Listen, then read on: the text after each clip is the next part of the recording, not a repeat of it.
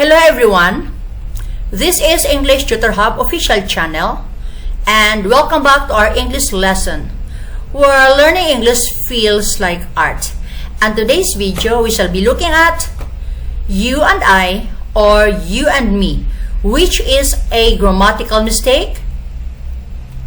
You and I or you and me, which is a grammatical mistake. Let's dive in.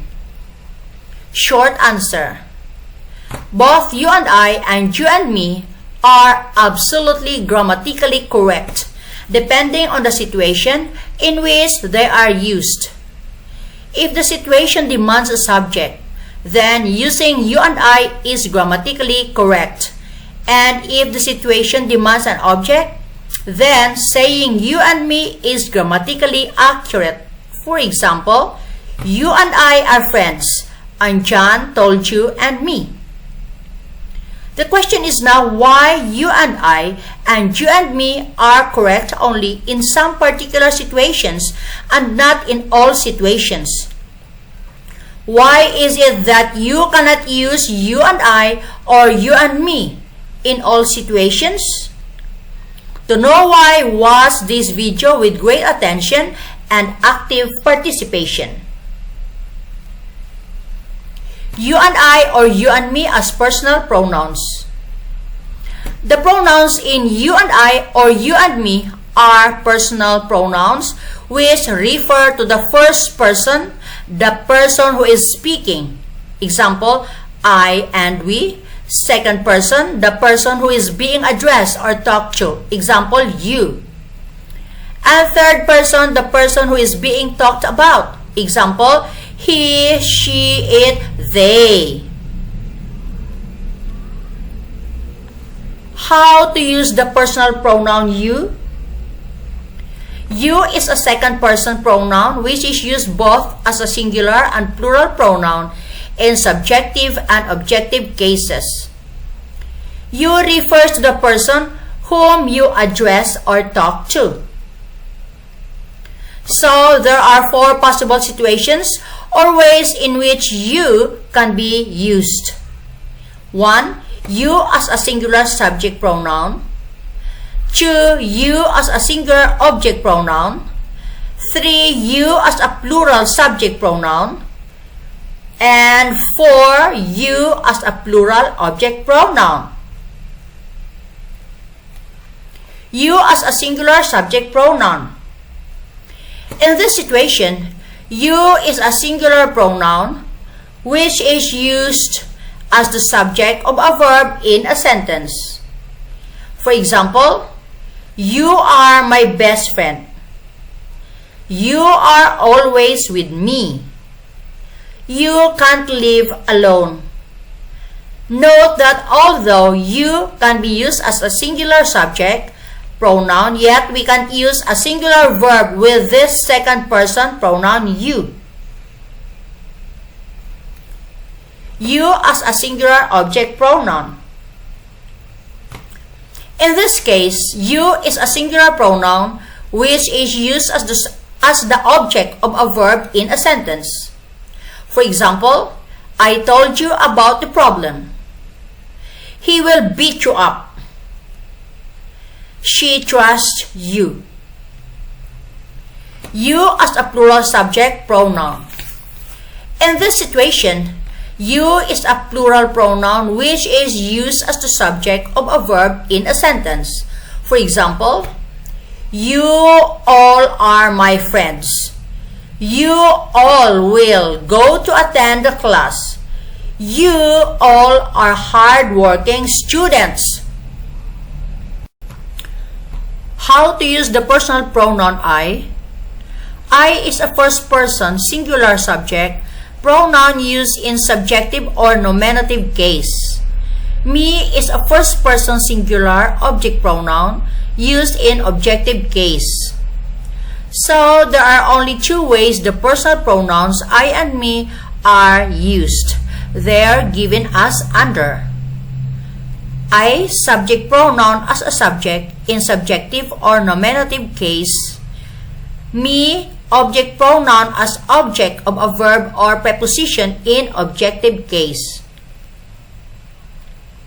I subject pronoun in nominative case. In this situation, I is a first-person singular subject pronoun used as the subject of a verb in subjective or nominative case. For example, I was speaking to my friend. I will call you later. You and I are best friends. Me object pronoun in objective case. In this case, me is a first-person object pronoun used as the object of a verb in objective case. For example, John invited you and me. She will tell John and me. Sophia informed me of the incident. Note, the object pronoun me can be object of a preposition. A noun or pronoun used after a preposition is called object of a preposition, as in next to me. Now, the most important question arises whether you and I or you and me is correct grammatically once you've understood the personal pronouns I, you, and me separately. You and I or you and me, which is correct? The question you and I or you and me is actually about whether the subject pronouns you and I or the object pronouns you and me should be used in a given situation. When you ask this question, you actually can refer to different situations in which these two combinations of personal pronouns are used. In plain English, when you ask the question, you and I or you and me, you simply ask the following possible questions. Look at the questions very carefully. 1. Should I use the subject pronouns you and I if there's a verb which requires a subject, as in blank are best friends? You and I.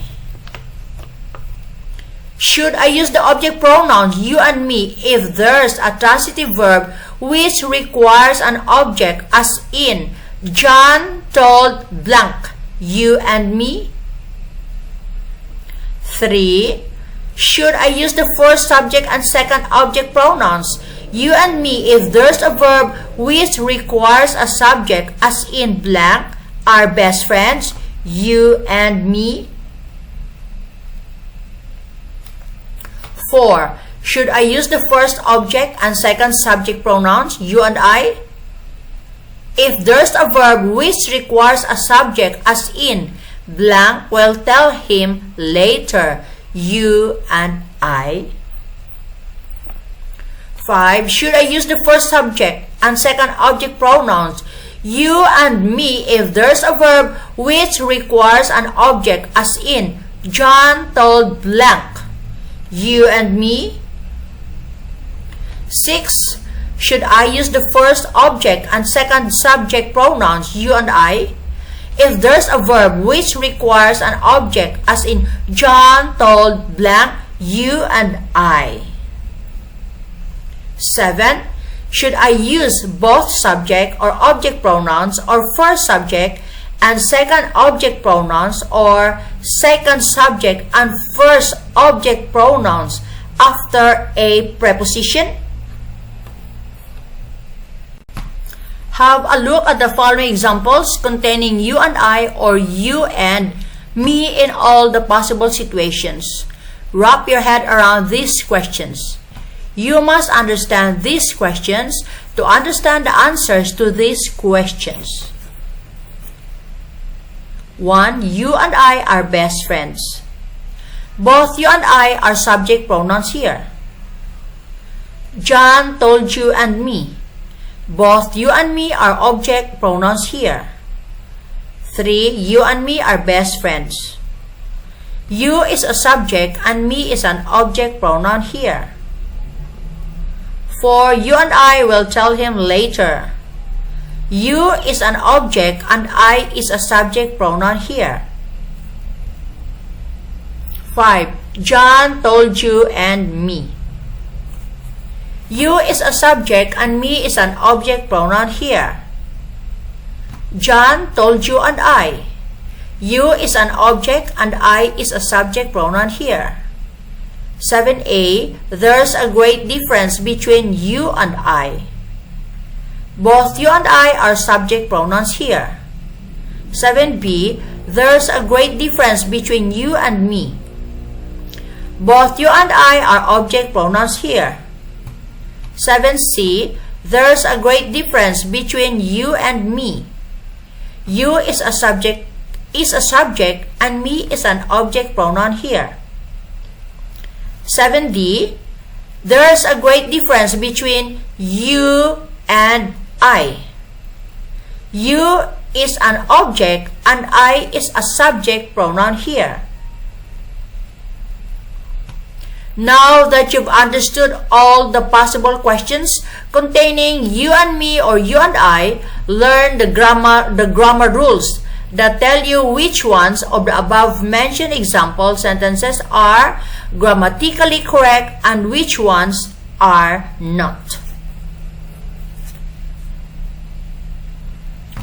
Grammar rules for you and I or you and me. Rule 1. If there's a verb in the sentence which requires the subject, pronouns, you and I to be used, you must use both the pronouns you and I as the subject of the sentence in subjective case. On the other hand, if there's a verb in the sentence which requires the object pronouns you and me to be used, you must use both the pronouns as the object of the verb in objective case. So, according to this rule, out of the 10 possible sentences with you and me and you and I mentioned above, some of the following sentences are grammatically correct and some of them are incorrect. Number 1, correct. You and I are best friends. This is correct. Both you and I are subject pronouns here. This sentence is grammatically correct because the verb are requires the subject pronouns you and I, and we've taken both the pronouns you and I to be subjects in this particular example. 2. This is also correct. John told you and me. Both you and me are object pronouns here. This sentence is also grammatically accurate because the verb told requires both the pronouns you and me to be objects, and we've assumed them to be object pronouns here. 3, incorrect. You and me are best friends. You is a subject and me is an object pronoun here. This sentence is grammatically incorrect because the verb are requires both the pronouns you and me to be subjects. However, we've assumed you to be a subject pronoun but me is an object pronoun there. 4, incorrect. You and I will tell him later. You is an object and I is a subject pronoun here. This sentence is also grammatically incorrect because the verb phrase will tell requires both the pronouns you and I to be subjects. However, we've assumed and intended you to be an object pronoun, but I is certainly a subject pronoun here. 5, incorrect. John told you and me. You is a subject and me is an object pronoun here. This sentence is also grammatically incorrect because the verb told requires both the pronouns you and I to be objects. However, we've assumed you to be a subject pronoun. But me is certainly an object pronoun here. 6. Incorrect. John told you and I. You is an object and I is a subject pronoun here. This sentence is also grammatically incorrect because the verb told requires both the pronouns you and I to be objects, but we've assumed you to be an object pronoun, but I is not an object pronoun. Rule 2. Prepositions use their objects after them. Therefore, the personal pronouns used after them must be in objective case. That is, object forms of the personal pronouns must be used after prepositions. According to this rule, out of the above mentioned sentences in 7, A, B, C, and D, some of the following sentences are grammatically correct, whereas some of them are incorrect. 7. Incorrect. A. There's a great difference between you and I. Both you and I are subject pronouns here. This sentence is grammatically incorrect because I in between you and I is in subjective case. Both the pronouns must have been in objective case to be correct because of the preposition between. 7. Correct. B. There's a great difference between you and me. Both you and me are object pronouns here. This sentence is grammatically correct because the pronouns you and me are in objective case as required by the rule. 7. Incorrect, which is C. There's a great difference between you and me. You is a subject and me is an object pronoun here. This sentence is grammatically incorrect because we've assumed you in between you and me to be a subject pronoun. To be correct, both you and me must be in objective case because of the preposition between. 7. Incorrect, which is D. There's a great difference between you and I. You is an object and I is a subject pronoun here.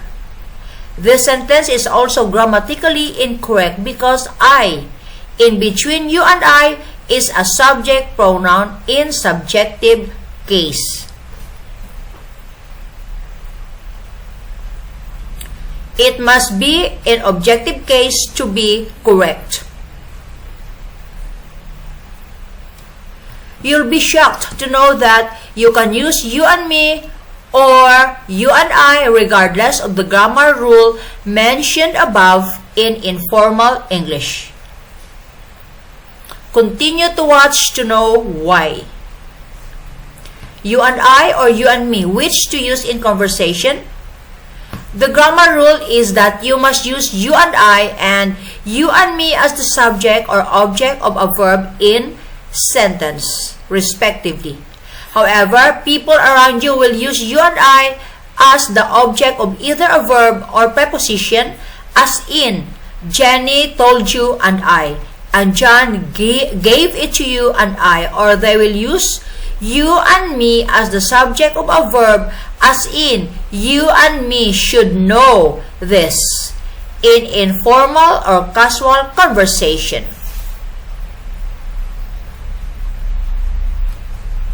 Both Britannica and Cambridge Dictionary have precisely mentioned this topic in their sites where they're talking about the casual or informal usage of the pronouns I, me, and you in spoken English. So, using I instead of me or vice versa is acceptable only in spoken English in informal situations. However, remember that it's acceptable only in spoken English and not grammatical. Therefore, it mustn't be used in formal English. Once you've understood what to be, it's time that you focus on how to be, that is, learn whether you and me or you and I is singular or plural.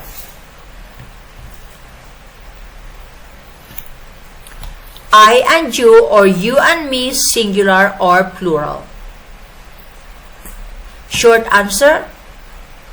The short answer to this question is that both you and I and you and me are plural in number, because you and I or you and me refer to two different persons. You refers to the listener and I to the person speaking.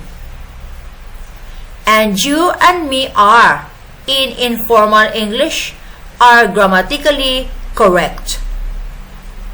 So, you and I is, or you and me is grammatically incorrect.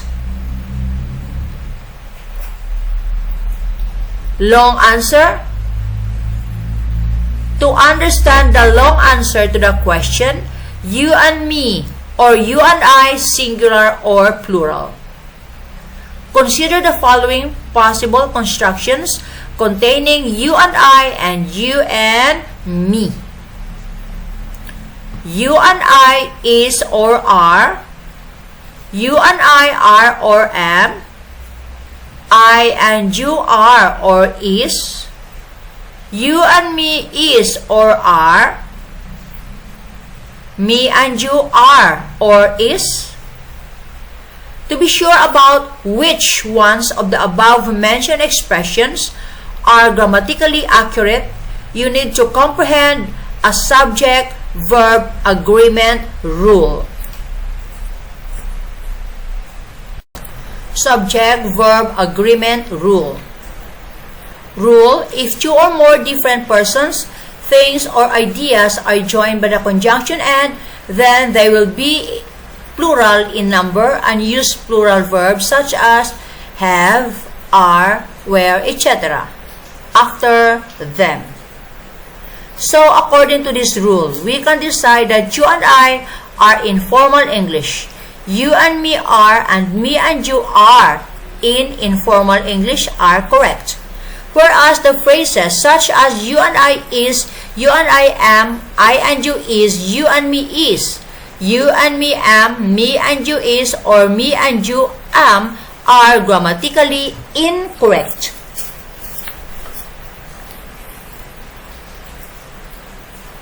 Frequently asked question, you and I or you and me. Is it you and I or you and me? Yes, both you and I and you and me are grammatically correct depending on the situation. The simple rule is that you should use you and I as the subject of a verb in a sentence and you and me as the object of a verb in sentence. Watch the full video to learn all. You and I vs you and me. You and I is a subject pronoun used as the subject of a verb in a sentence, as in, you and I are going. Whereas you and me is an object pronoun used as the object of a verb in a sentence, as in, John told you and me. Refer to the full video to learn more. You and I or you and me examples. You and I examples. In formal English. A. You and I are best friends. B. You and I are going to the market. C. You and I have discussed the topic. D. You and I were in the class. E. You and I want to get married. You and me examples. In informal English. A. You and me are friends. B. You and me are going to the store. C. You and me have talked about the issue. D. You and me were in the class. E. You and me want to know each other. You and me is or are. You and me is nor correct, whereas you and me are is correct in informal English, according to the subject-verb agreement rule. Watch the complete video to learn it in great details. I and you are or am. I and you are is correct grammatically, as in, I and you have made this mistake, whereas I and you am is not correct grammatically. Watch the full video to know more about it. You and I sentences. 1. You and I are best friends. 2. You and I are going to the store. 3. You and I have already watched the movie. 4. You and I were available in the class yesterday. 5. You and I have done this commendable job. 6. You and I have to submit the assignment in 2 days. 7. You and I will go to the market. What is correct between you and me or you and I? Only between you and me is grammatically correct both in formal and informal situations, and between you and I is not grammatically correct. However, it's acceptable and often used in spoken English in informal situations. Is it correct to say I and you? Yes, using I and you is grammatically correct, as in I and you have committed this mistake. Note that the order 1, 2 is often followed when describing some wrongdoing. Is it correct to say me and you? No, saying me and you as the subject of a verb in a sentence is not grammatically correct in sentences like me and you are going. However, it's often used in spoken English. Note that using me and you as the object of a verb in a sentence is absolutely grammatical, as in John told me and you. Can we say you and me? Yes, you can say you and me as the object of a verb in a sentence, as in John told you and me. But remember that you can say you and me as the subject of a verb in a sentence. Watch the entire video to learn all about it. Why do people say between you and I? People says between you and I because they're habituated of saying so due to frequently hearing the expression between you and I from the people around them. You should avoid using between you and I in formal situations because it's not grammatically accurate. Is it my husband and me or I? My husband and me as the subject of a verb is not grammatically correct but used in informal English, whereas my husband and I as the subject of a verb is grammatically correct and used in formal English. Watch the full video to learn all about it. Is I and me the same? No, I is a first person singular subject pronoun used as a subject in a sentence in subjective or nominative case, whereas me is a first person singular object pronoun used as an object in a sentence in objective case. How do I choose between me and I? You should select me when there's a verb which requires an object, as in he told me, or a preposition which uses an object after it, as in between you and me, whereas you're going to choose I when there's a verb which requires a subject, as in I go to school every day. Is it between my brother and I or me? Yes, between my brother and I is often used in informal situations, however, is not grammatically correct. But yes, between my brother and me is grammatically correct and can be used both in formal and informal situations. So, this video ends here about you and I or you and me, which is a grammatical mistake. Thanks for watching.